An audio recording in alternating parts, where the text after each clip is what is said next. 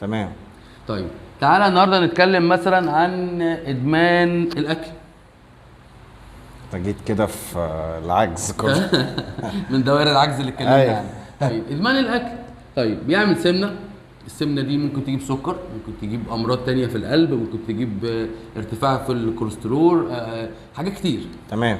فهي برضو بتؤدي لايه؟ بتؤدي لتعب جسدي في الجسم، بتؤدي النهارده ان الشكل البني ادم بيبقى مش عاجبه، الناس كلها بتبدا تقول له خس، الناس كلها بتبدا تضحك عليه، الناس كلها بتبدا تسخر منه، اللي حواليه يعني اللي هم القريبين او صحابه او كلام من ده، او اللي هم حتى ما يعرفوش في الشارع.